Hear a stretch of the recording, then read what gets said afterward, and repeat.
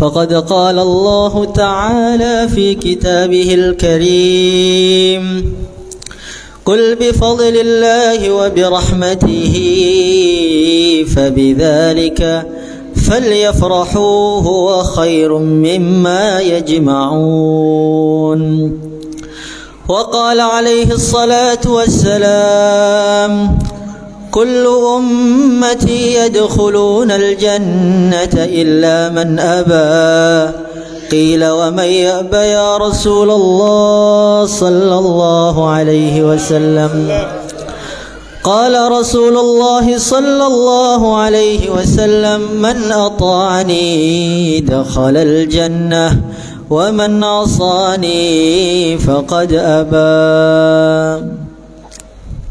Para hadirin, para hadirat yang kami hormati, yang kami muliakan dan yang dimuliakan oleh Allah Subhanahu wa taala.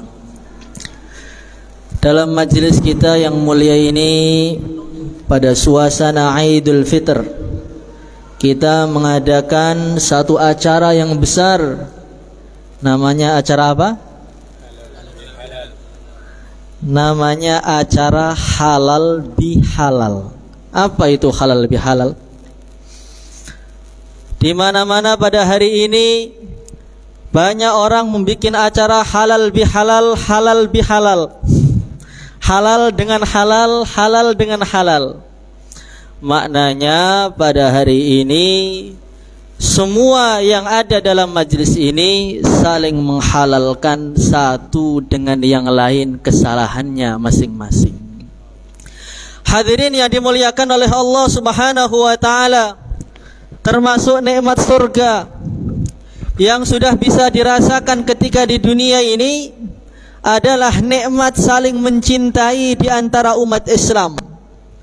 Maka nanti di surga, sebelum ahli surga ini diizinkan untuk memasuki surganya, sebelum ahli surga ini diizinkan untuk mencicipi sungai dari madu, sungai dari susu, sebelum mereka berjumpa dengan istri-istri mereka di surga, sebelum mereka ini diizinkan berjumpa dengan Allah langsung dengan tanpa ada penerjemahnya, sebelum nikmat yang bertubi-tubi yang begitu banyak akan diberikan kepada ahli surga.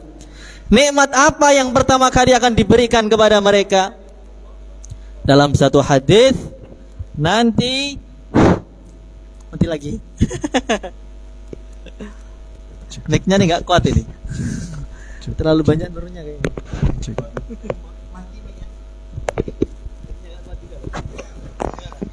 Oh, berdiri aja.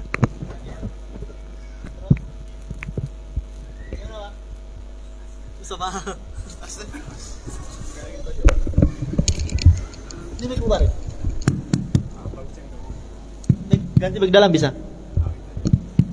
Dalam aja. Dalam dengar? Kerasin lagi Pak ya.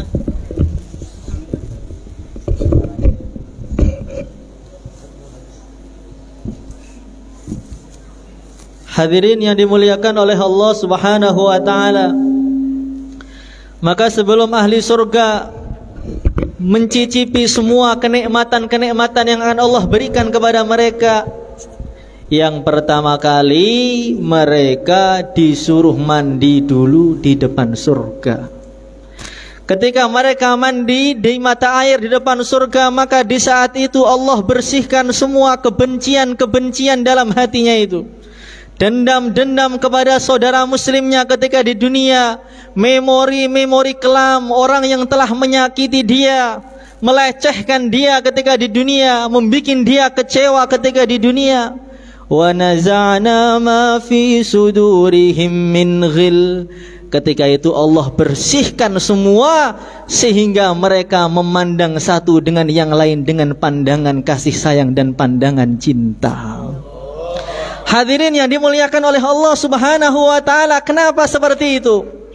Kata para ulama, walaupun orang itu punya istana yang tingginya 6.666, walaupun dia itu punya bidadari 2,5 miliar seumpama ini walaupun dia itu punya sehebat apapun nikmatnya, Tapi kalau di surga berjumpa dengan orang-orang yang menyakitkan hati dia, dan dia masih ingat kejadian itu, dan masih ada rasanya ketika itu, maka surga pun tidak akan terasa nikmat.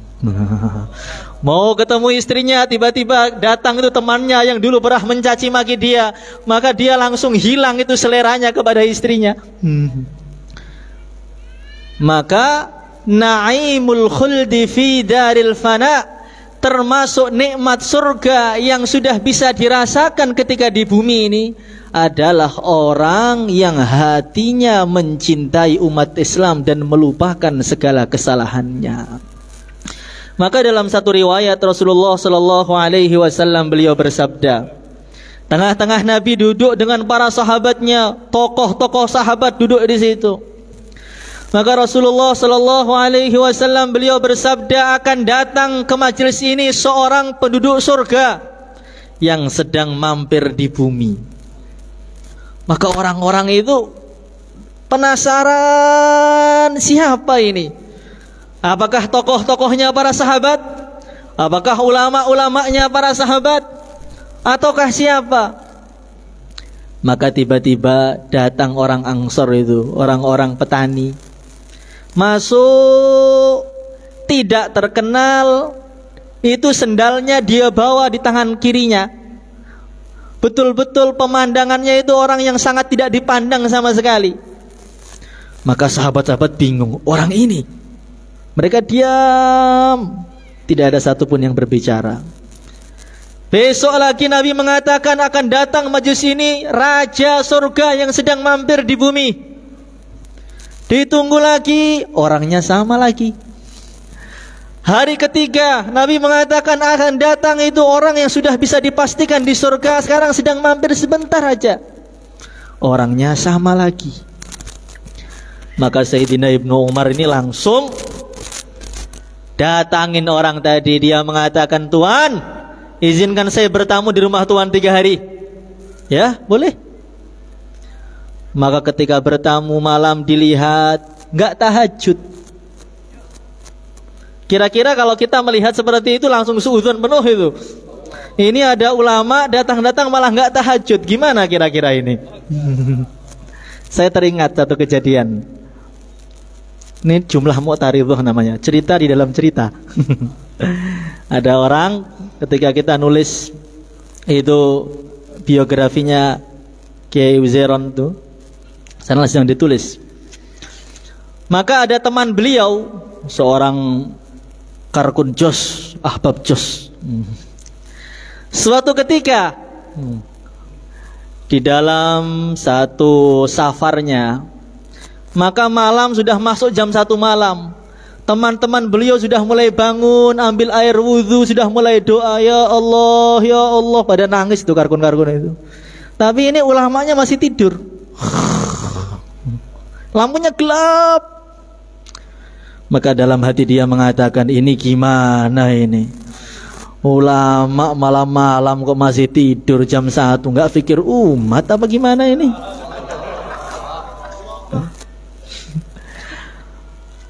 Tapi dia menepis itu suudzon. Pergi. Jangan suudzon. Datang lagi nih. Gak suudzon gimana? Depan mata itu loh masih tidur. Ditolak lagi, datang lagi, tolak lagi. Sampai akhirnya gak kuat dia ini. Assalamualaikum warahmatullahi. Assalamualaikum warahmatullahi. Dia dekati itu. Kiai dekati pelan-pelan. Sedang tidur ngorok itu. Gitu. Dekati pelan-pelan, lampu gelap gulita. Ketika sampai di dekatnya, tiba-tiba beliau itu ngomong. Tengah-tengah tidur itu ngomong. Orang itu kalau hatinya busuk, walaupun dia sholat tapi dipenuhi dengan suudzon kepada orang. Tapi kalau orang itu hatinya jernih, walaupun dia tidur hatinya ingat kepada Allah. Ini satu cerita tambahan aja. Maka sahabat dari Ibnu Umar tuh ngelihat ini orang dikatakan Nabi ahli surga, raja surga, tapi malam gak bangun. Ditunggu mungkin jam 3 mungkin bangunnya. Jam 3 gak bangun juga. Oh mungkin 3:30 lah, dia menjelang subuh baru istighfar mungkin. Enggak juga. Sampai adzan subuh itu loh belum bangun. Masya Allah, mau suudzon nggak boleh, mau husnudzon depan mata. Mau diapakan ini? Wes, mungkin ada acara lain lah amalan dia di siang hari yang membuat dia masuk surga. Di siang hari dia teliti, biasa aja, sholatnya juga biasa, jamaahnya juga biasa, asarnya begitu juga, 1 hari berjalan. Oh mungkin kemarin kecapean lah, hari ini mungkin tahajudnya sepanjang malam, hari kedua nggak tahajud juga, hari ketiga sama juga. Akhirnya nyerah. Abdullah bin Umar tuh langsung datangi orangnya. Tuan, saya bertamu di sini sebenarnya bukan pengen bertamu, bukan. Saya itu yakin dengan sabda Nabi, kata Nabi, engkau itu adalah penduduk surga, dijamin masuk surga. Maka saya teliti amalan Tuhan itu apa? Apakah Tuhan itu punya amalan yang di balik layar tampaknya tidur ternyata Isra Mi'raj begitu? Maka dia senyum. Saya ini yang seperti kamu lihat persis, gak ada kelebihannya. Hanya saja saya itu punya satu amalan. Sebelum tidur saya mengatakan pada diri saya sendiri, ya Allah, orang-orang yang mulai pagi hari ini menyakiti hati saya, mengecewakan saya, mengambil hak saya, melecehkan saya, ya Allah, saksikan mereka semua sudah saya ikhlaskan semua, ya Allah. Dalam hati saya tidak ada kebencian, hasad, iri sedikit pun kepada hati umat Islam. Allahumma syahad, Allahumma syahad.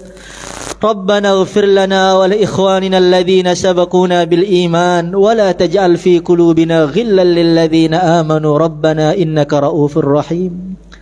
Maka Sayyidina Ibnu Umar mengatakan, amalanmu itu kecil tapi sangat-sangat sulit untuk dikerjakan. Memaafkan orang itu sepertinya mudah. Awal-sawal semua orang malam lebaran bikin status semuanya. Minal aidin wal faizin, mohon maaf lahir batin, maafkan semua kesalahan kecil besar bla bla bla bla bla. Panjang itu baca sampai capek. Apakah memaafkan betul? Hari pertama mungkin masih bisa senyum karena masih banyak uang THR-nya. Nanti hari kedua, ketiga, kelima, sudah masuk hari ke-10 ini sudah mulai keluar semua itu. Memori-memori lama sudah kembali semua. Ini namanya bukan memaafkan tapi melupakan sesaat. Nah, maka halal bihalal itu memang menghalalkan betul. Menghalalkan betul sampai ke akar-akarnya. Hadirin yang dimuliakan oleh Allah Subhanahu wa ta'ala, salah satu tanda orang itu betul-betul memaafkan, dia tidak akan pernah mengungkit-ngungkit lagi kesalahan orang. Kalau kita masih teringat itu, oh iya bapak itu dia tuh, bapak itu tuh begini dulu pernah begini, itu belum memaafkan. Maka Nabi Allah Yusuf alaihi salatu wassalam, manusia yang paling tampan nomor 2 seluruh dunia setelah Rasulullah sallallahu alaihi wasallam. Manusia yang tampannya itu kal badar, seperti bulan purnama. Ngelihatnya itu terang tapi enggak membikin mata itu perih. Kalau matahari itu terang benerang, tapi kalau orang lihat matahari lama-lama matanya itu perih. Kalau Nabi Yusuf tidak, ngelihat 1 jam pengennya 5 jam, 5 jam pengennya 10 jam, 1 hari nggak makan tuh nggak apa-apa. Nabi Yusuf itu saking tampannya sampai tidak pantas dikatakan manusia. Ma hadza basyara in hadza illa malakun karim. Kulitnya, baunya wangi. Kalau beliau masuk dalam satu lorong, itu bekas keringatnya itu 1 minggu belum hilang. Setampan-tampannya manusia sekarang, setampan-tampannya manusia atau secantik-cantiknya orang pada zaman ini, kita tengah-tengah melihat ditempeleng pasti akan terasa perihnya. Tapi kalau Nabi Yusuf ngelihat itu orang memotong tangannya, nikmatnya memandang Nabi Yusuf jauh lebih nikmat daripada perihnya dipotong tangan. Masya Allah, kalau beliau itu makan hijau-hijauan, sayur apa yang hijau, pecel, bayam. Itu leher beliau itu seperti mutiara, kayak dilukis gitu, kayak diukir. Kalau beliau makan tuh transparan, sampai tampak itu seperti ada benang hijau di dalam mutiara yang berwarna putih. Orang lihat sekali saja itu sudah motong tangannya. Bagaimana kalau orang itu tinggal serumah dengan Nabi Yusuf? Pagi ngelihat Nabi Yusuf, siang ngelihat Nabi Yusuf, malam melihat Nabi Yusuf, bangun tidurnya semakin cakep, habis mandi makin menggila. Dan Nabi Yusuf itu tampan yang gak tampan murahan. Sekarang banyak orang tampan tapi tampannya itu murahan. Tampannya murahan itu apa? Diobral di mana-mana. Dikit-dikit selfie, dikit-dikit selfie, dikit-dikit sedang apa kayak difoto dikit, miring sana, miring begini. Itu namanya tampannya, harganya 2.500. Banyak orang tampan tapi tampannya itu nggak terlalu mahal, sehingga kalau dipuji sedikit langsung kelepek-kelepek di tempat. Masya Allah Ustadz tampannya, oh begitu ya. Ini namanya tampan murahan ini. Ustadz, Pak Ustadz, ada apa? Bimbing saya hijrah Pak Ustadz ya. Ya, saya bimbing hijrah ke neraka jahanam. Hadirin yang dimuliakan oleh Allah Subhanahu wa taala, Nabi Yusuf itu semakin dikejar semakin menjauh. Sudah tampan tapi coolnya itu luar biasa. Kira-kira kalau orang lihat, kalau nggak leleh itu udah lumayan. Banyak orang tuh ngelihat Nabi Yusuf itu matanya langsung terkilir. Gimana mata terkilir itu? Bukan kakinya yang terkilir, matanya terkilir, nggak bisa kedip. Orang yang sesempurna ini, nasabnya paling sempurna, yang dikatakan oleh Nabi Al-Karim, Ibnul Karim, Ibnul Karim, Ibnul Karim, Nabi dan Rasul, anaknya Nabi dan Rasul, anaknya Nabi dan Rasul, anaknya Nabi dan Rasul, ulul azmi Khalilullah. Nabi Yusuf bin Nabi Ishak, Nabi Yakub bin Nabi Ishak bin Nabi Ibrahim. Nasabnya paling sempurna, wajahnya paling sempurna, suaranya merdunya luar biasa. Sehingga banyak orang itu kalau mendengar suasana Nabi Yusuf sudah pergi itu masih terngiang-ngiang itu suaranya itu. Masya Allah. Yang memang asli berharga. Kalau kita ini kadang-kadang kurang berharga, tapi terlalu memberi harga diri kita terlalu tinggi. Dia telah menghinakan harga diri saya Pak. Dia telah merobek harga diri saya Pak. Lah memang harganya berapa ribu Pak? Kalau Nabi Yusuf itu asli berharga. Orang yang sudah seperti itu berharga, oleh saudaranya itu dibanting. Bukan hanya dibanting, dilempari batu dalam satu riwayat. Bukan hanya itu, sampai ditelanjangi, dibuka itu bajunya oleh saudara-saudaranya. Bukan hanya itu, dilecehkan juga. Saudaranya mengatakan, hei Yusuf, katanya kamu ngimpi ada matahari, bulan, bintang-bintang sujud pada kamu. Takwilnya katanya kami sujud. Mana? Ayo lawan saya, bisa nggak? Dilecehkan, tubuhnya dilukai, kemudian dilempar dalam sumur. Habis-habisan. Habis itu difitnah lagi, difitnah goda majikannya sendiri. Setelah difitnah, dipenjara, pengen keluar malah yang laporkan itu lupa, sampai dipenjara 7 tahun atau berapa tahun.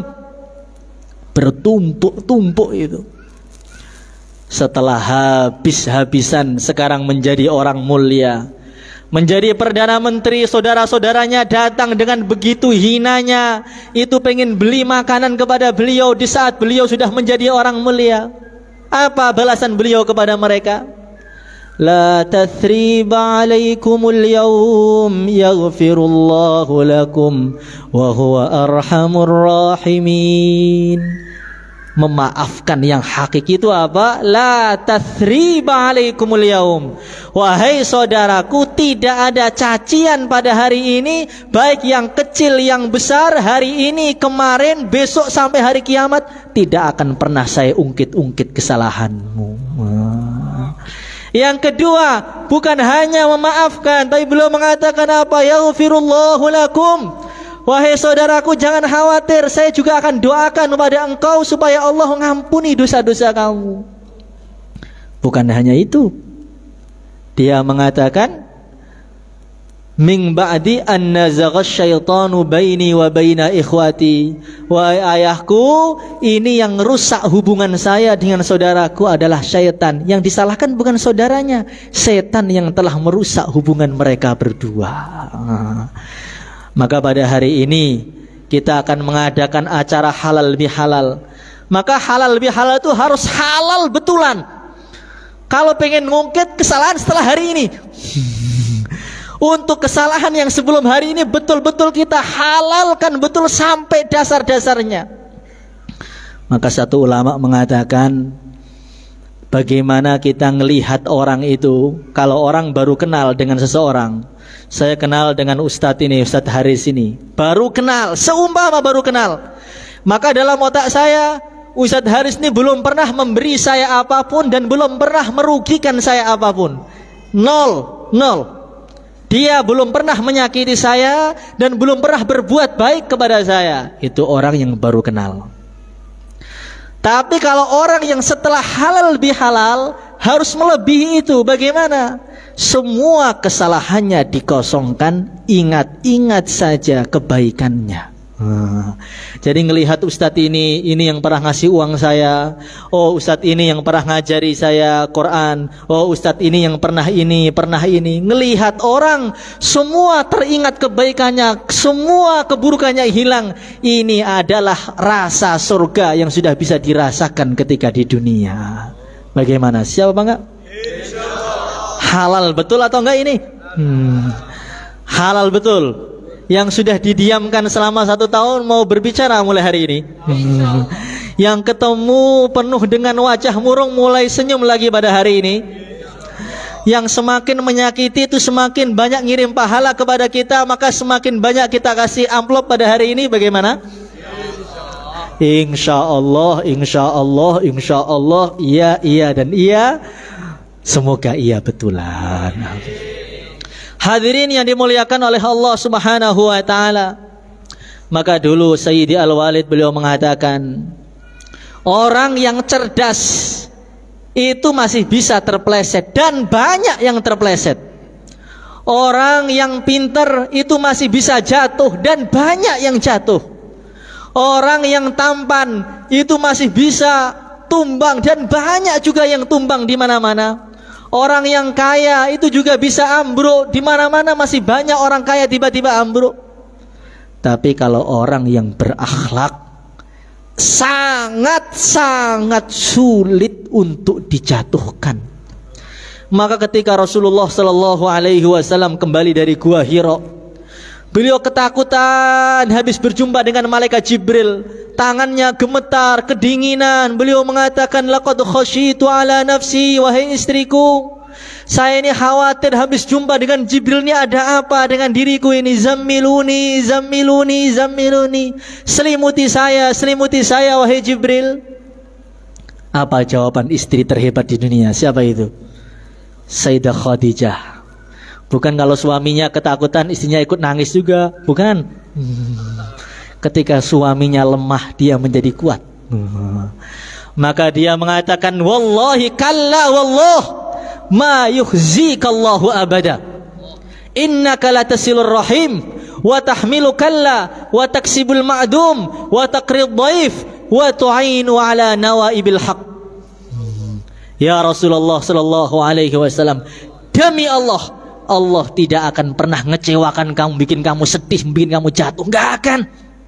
Engkau itu orang yang selalu menjamu tamu, memuliakan tamu, membantu orang-orang yang kekurangan, membantu fakir miskin. Maka dulu kita beliau mengatakan, Nabi itu kelebihannya segala-galanya itu lebih. Paling tampan, paling bagus suaranya, paling kuat tenaganya, paling bagus akhlaknya, paling sempurna nasabnya. Kenapa Sayyidah Khadijah tidak menyebutkan engkau orang yang paling hebat, engkau orang yang paling kuat, engkau orang yang paling sempurna wajahnya, paling bagus suaranya? Tidak. Yang beliau puji apa? engkau itu orang yang berakhlak mulia, itu menyambung silaturahim, menyambung sanak famili, menjamu tamu, membantu orang-orang miskin. Kenapa yang disebutkan akhlaknya?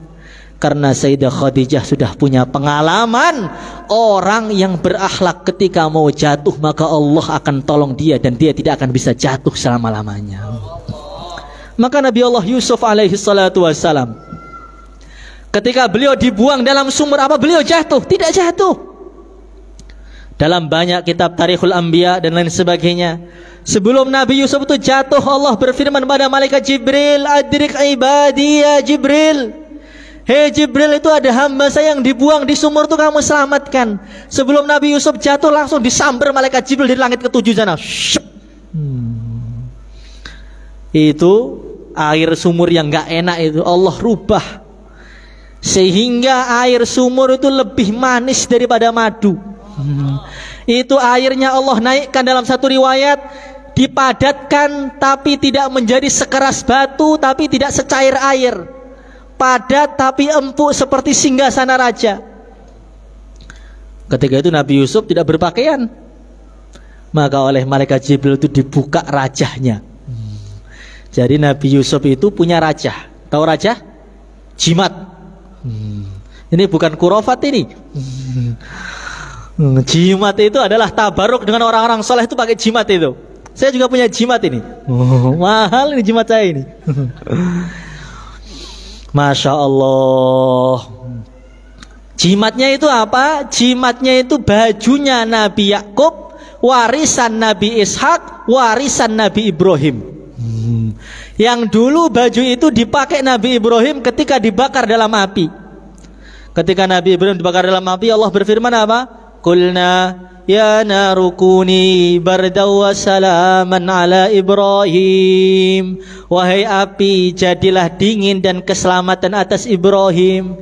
Yang Allah perintahkan api itu hanya menyelamatkan Nabi Ibrahim, sehingga bajunya Nabi Ibrahim itu terbakar, sehingga tali-talinya terbakar. Maka Allah datangkan baju langsung dari surga, yang baju itu digunakan oleh Nabi Ibrahim, diwariskan Nabi Ishak, diwariskan Nabi Yakub, diwariskan Nabi Yusuf, dilipat-lipat-lipat sampai rapi, dikunci, dijadikan rajahnya Nabi Allah Yusuf alaihi salatu wassalam. Itu namanya tabarruk bisolihin, ngambil berkahnya orang soleh. Itu Nabi Allah Yakub alaihi salatu wassalam tuh matanya buta. Maka Nabi Yusuf mengatakan apa? Idhabu biqamisi hadha fa'alquhu ala wajhi abi ya'ti basira. Wahai saudaraku, ini baju saya, kamu letakkan di wajahnya Nabi Yakub, itu butanya langsung akan sembuh seketika. Maka di museum Turki sana ada orang datang matanya buta.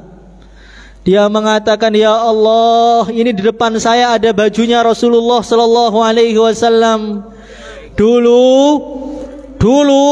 itu Nabi Yakub berkah bajunya anaknya Nabi Yusuf, itu matanya yang buta langsung melek. Ya Allah, saya ini umat Rasulullah, depan saya ada bajunya Rasulullah, melekkan mata saya. Ya Allah, langsung melek seketika.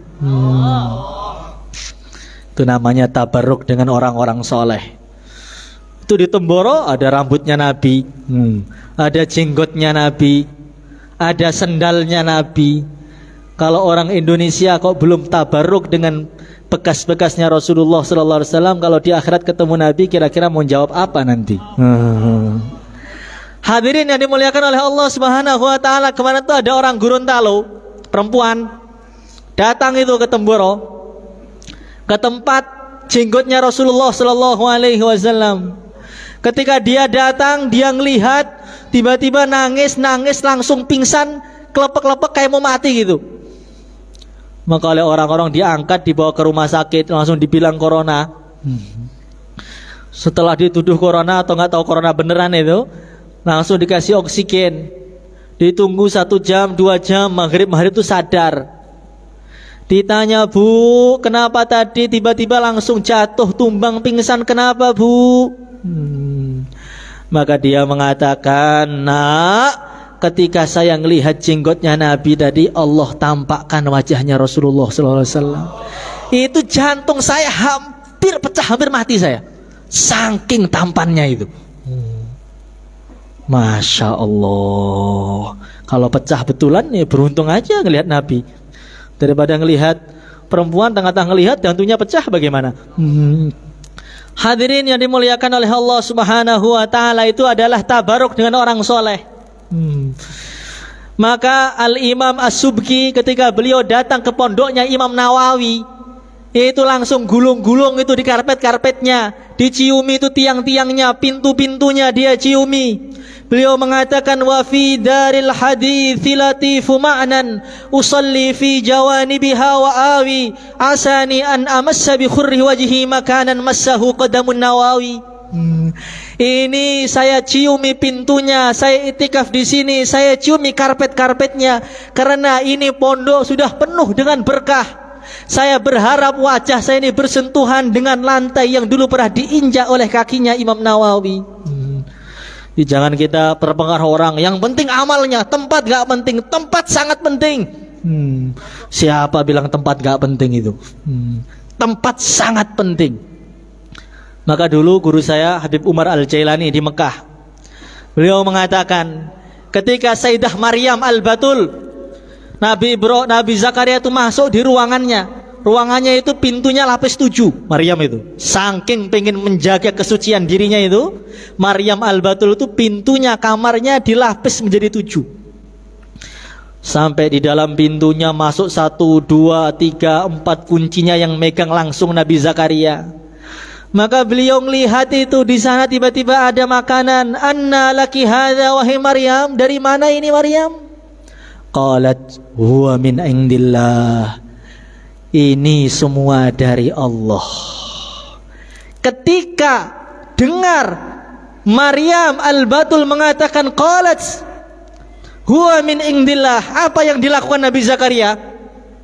Hunalika da'a Zakaria rabbah. Nabi Zakaria langsung doa, angkat tangan, ya Allah, saya minta anak, ya Allah, minta anak, ya Allah. Langsung Allah beri anak beliau, Nabi Yahya. Maka guru saya Habib Umar mengatakan, kenapa seperti itu? Tempat-tempat yang mana datang nusratullah, di situ doa, di situ Allah akan kabulkan. Maka Nabi Zakaria itu makbul langsung doanya kapan? Ketika beliau doa di kamarnya Maryam, tempat Allah turunkan makanan dengan bighairi hisab, makanan dengan tanpa ada usahanya.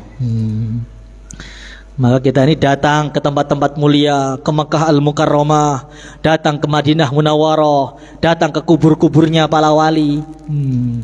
Sampai salah satu ulama mengatakan, siapa yang bawa kitab Bukhari datang ke salah satu makamnya wali Allah, dia mengatakan, ya Allah, dengan berkahnya kitab Bukhari, sirnya kitab Bukhari ini ya Allah, dan dengan berkahnya wali di depan saya ini ya Allah, saya minta ini, minta itu, Allah akan kabulkan seketika. Hadirin yang dimuliakan oleh Allah Subhanahu wa ta'ala, maka jimatnya itu dibuka oleh malaikat Jibril. Ketika jimatnya dibuka, sumur yang gelap gulita tadi berubah menjadi terang benderang. Maka beliau minum dari minuman yang lebih manis daripada madu, didatangkan makanan dari surga, menggunakan bajunya Nabi Allah Ibrahim alaihissalatu wassalam, temannya malaikat Jibril. Itu sumur lebih terang, itu cahayanya melebihi siang hari. Ini orang yang berakhlak itu begitu. Mau dijatuhkan makan semakin mulia. Tampaknya dari luar Nabi Yusuf itu di dalam kegelapan sumur, kegelapan malam, kegelapan hutan. Tapi pada hakikatnya Nabi Yusuf itu di atas singgasana raja, temannya malaikat Jibril, terang benderang bersama banyak jutaan malaikat di situ. Jadi kalau orang itu berakhlak, tidak bisa dijatuhkan, itu tidak bisa. Baik dijatuhkan dengan dihinakan atau dijatuhkan dengan dimuliakan. Ujian pertama Nabi Yusuf dihinakan berhasil. Kemudian datang ujian yang kedua. Ini ujian yang lebih berat dibanding ujian yang pertama. Apa itu? Ujian diajak maksiat. Siapa yang uji? Majikannya sendiri. Namanya siapa? Zulaikha. Zulaikha itu wanita yang paling cantik seluruh Mesir. Dan suaminya itu impoten. Bagaimana kira-kira? Apa itu? Masya Allah, Zulaikha itu lihat Nabi Yusuf tuh mulai kecil, makin besar tuh makin tampan, makin tampan, makin tampan, makin tampan. Tapi Nabi Yusuf semakin dikejar semakin menjauh.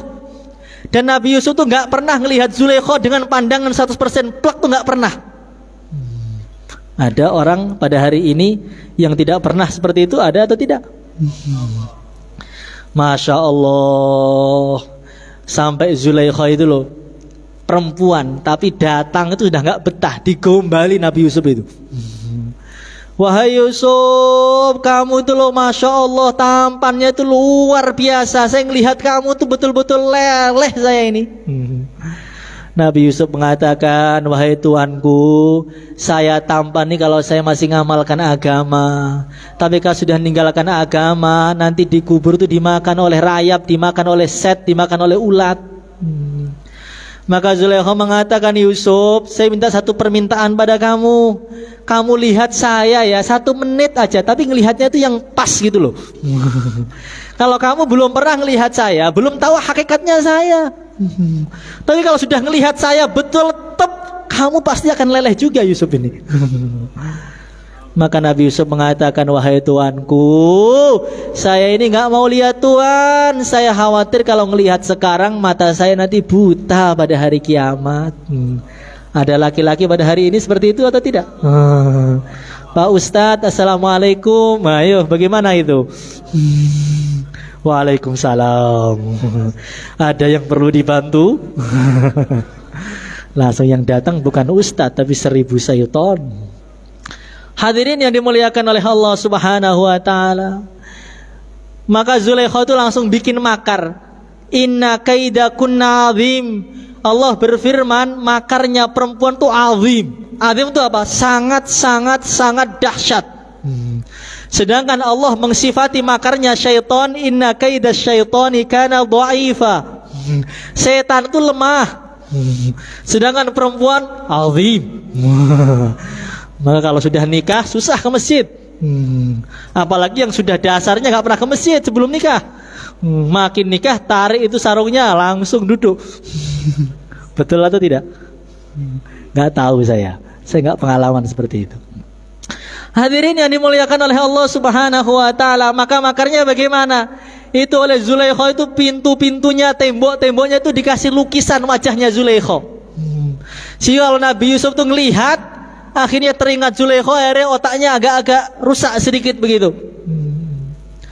Tapi Nabi Yusuf ketika melihat itu langsung dia tundukkan pandangan. Kullil mu'minina yaghuddu min absarihim wa yahfadhu furujahum dzalika azka lahum. Nah, ini loh, ada kata apa?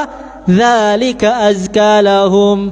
Katakan kepada orang laki-laki, hendaknya mereka menundukkan wajah pandangan mereka, itu lebih membersihkan hati-hati mereka.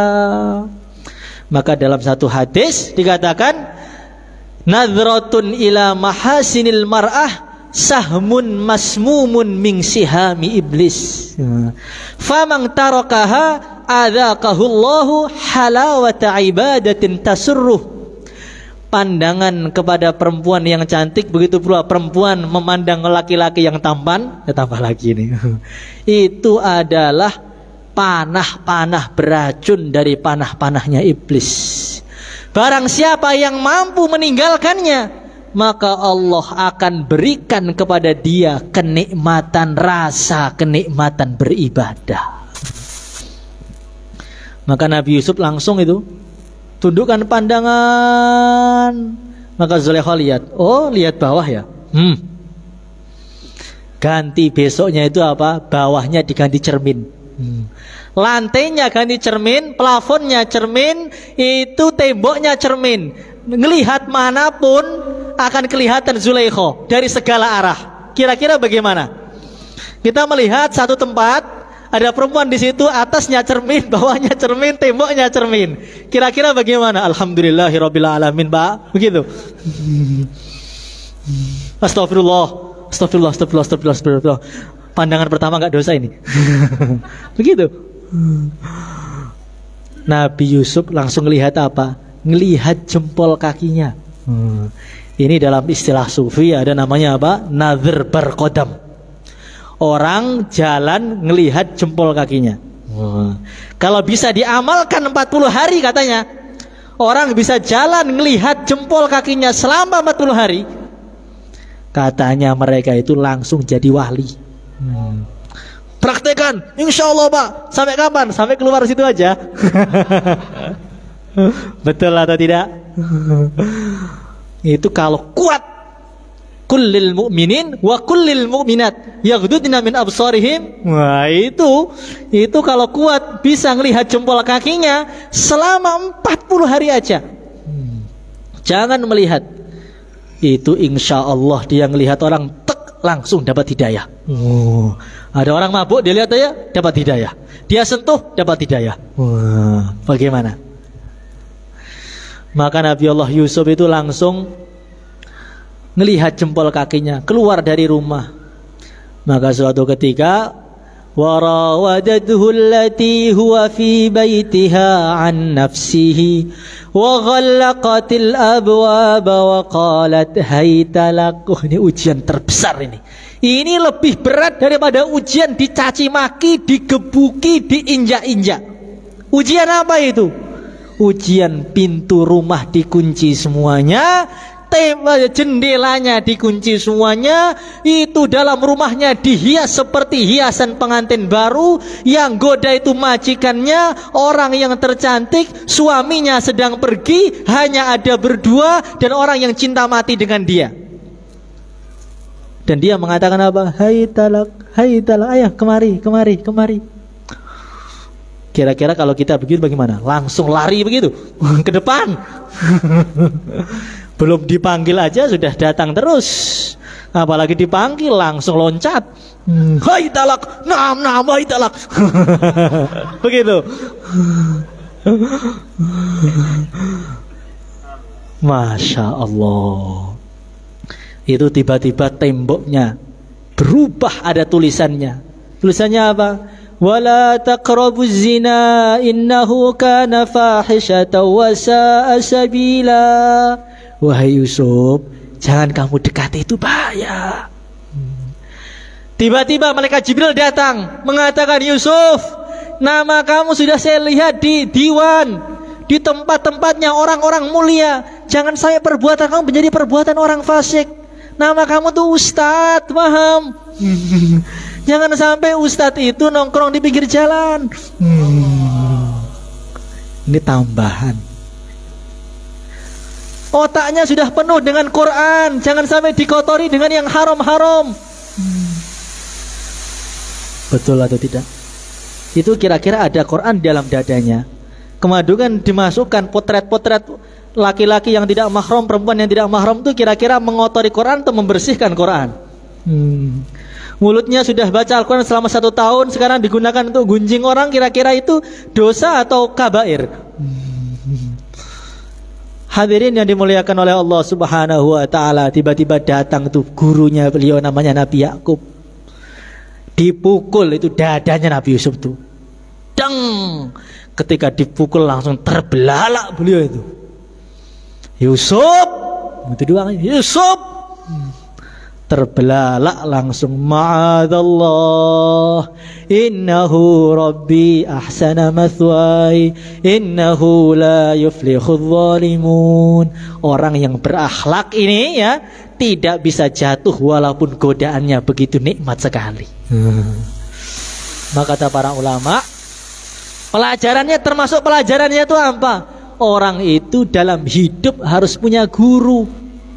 Nanti gurunya itu ketika kita mau maksiat, tiba-tiba datang itu gurunya, Kang, kamu itu sudah kubro, punya kiai, Masya Allah, selama setahun digembleng terus ngaji, masa pulangnya perbuatannya mirip tukang becak sih? Astagfirullahaladzim. Masa saya mau ngecewakan kiai saya yang ngajari saya selama 1 tahun untuk maksiat. Nah, jadi kalau orang itu punya guru, ketika dia itu mau maksiat, dia ingat. Tapi kalau hatinya sudah buruk, dia chattingan dengan perempuan, tapi wallpapernya gurunya. Masya Allah, Ini namanya sempurna ini. Wallpapernya gambar kiainya, tapi yang dilihat adalah orang-orang yang tidak muhrimnya, mahrumnya. Itu sempurna, itu luar biasa. Imannya itu tembus tembus kemana itu, saya sampai bingung menganalisa itu. Hadirin yang dimuliakan oleh Allah Subhanahu wa ta'ala, maknanya bagaimana? Ada ujian itu yang menyenangkan, mencaci, ada ujian itu yang memuji. Ada ujian tuh, apa kamu? Ada ujian, Masya Allah Ustadz, Masya Allah luar biasa. Tapi kalau orang berakhlak, tidak akan jatuh ketika dihinakan, dan tidak akan tumbang ketika dia dipuji. Maka bagaimana hari Aid ini kita jadikan hari kasih sayang antara umat Islam, hari cinta mencintai. Insya Allah kalau kita mulai memperbaiki akhlak kita mulai sekarang, wa innaka la'ala khuluqin azim, mendapatkan berkahnya itu doa itu. Jadi salah satu doa caranya begini, ya Allah berikanlah akhlak kepada saya, dan dengan berkahnya ayat wa innaka la'ala khuluqin azim, itu insya Allah Allah akan perbaiki akhlak dia sampai menjadi akhlak yang mulia di dunia dan mulia di akhirat. Bagaimana, siap? Maka kita sekarang akan mengadakan musafahah, halal bihalal, musafahah. Ya, musafahah setelah doa kan. Doa kemudian musafahah. Dalam satu hadis, ketika orang itu musafahah sambil baca sholawat, kemudian dia doa kepada Allah Subhanahu wa ta'ala. Yang pertama, ghufira lahu ma taqaddama min dzambihi wa ma ta'akhkhar, dosa yang lalu, dosa yang akan datang diampuni semua. Dan yang kedua, doa-doanya akan dikabulkan oleh Allah Subhanahu wa ta'ala. Maka ketika salaman itu hajat kita apa? Kita sampaikan, ya Allah, yang belum laku tuh ya Allah, saya supaya laku gimana? Yang belum punya anak, ya Allah, minta anak gimana? Yang sudah punya istri, ya Allah, gimana langgengkan menjadi keluarga sakinah mawaddah warahmah, begitu. Nah, begitu. Siap? Yang punya utang, bagaimana utangnya ditunaikan, dibayar. Jangan ketemu orang yang diutangi malah makin lari. Makanya kita doa terus, salaman dengan senyum, biar dapat pahala sambil doa. Insya Allah, insya Allah, insya Allah majelis kita ini betul-betul halal bihalal, sehingga Allah akan menghalalkan semua kesalahan kita di akhirat nanti.